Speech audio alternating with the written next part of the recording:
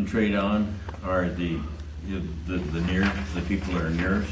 What I was going to do was to, in this one, we'll do that whole back area back in here with a lot of fuzziness so that we get the feeling of depth and we get the feeling of kind of haze of the day.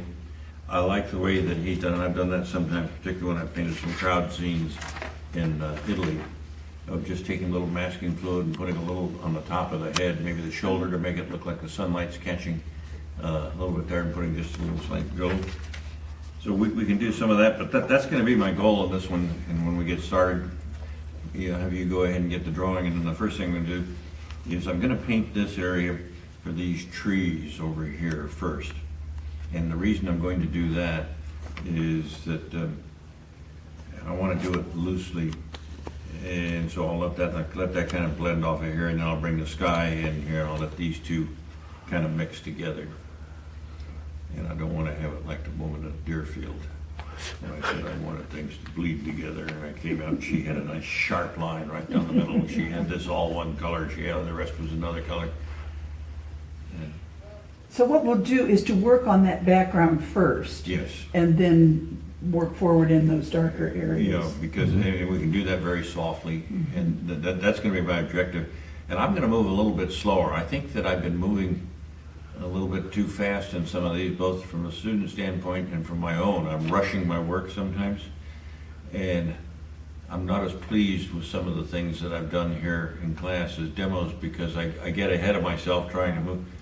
At home, when I'll bring this painting in next week that I call Monday Morning in Spring Creek, and the ladies hanging out her laundry, but there's an awful lot of tree work and bushes and things like that, and I thought I was done, but now I think bushes that I have on the left hand side, I've got my leaves, I think my leaves are too large, so I'm going to change it, and I'll use gouache to change it. What's that?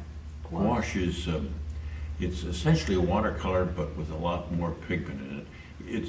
Gouache is really like the poster paints that we used to use in grade school when we were in the first and second grade. That's very much like gouache. And it's essentially a watercolor. And I've been fiddling around with it lately. So it'll go over what you've painted. Right. And You don't have to lift off. No. Okay. Huh.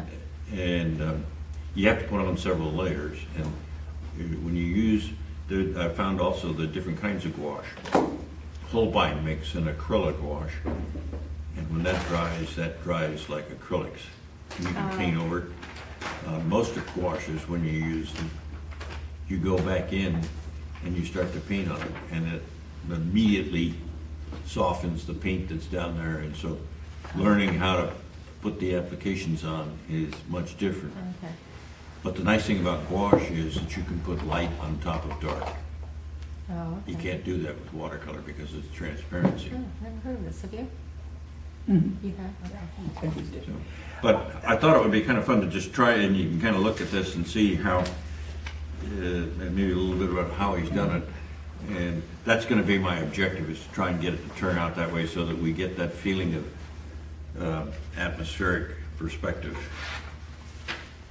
Another buzzword, makes me sound like I'm really on top of it. Hey, So, nice.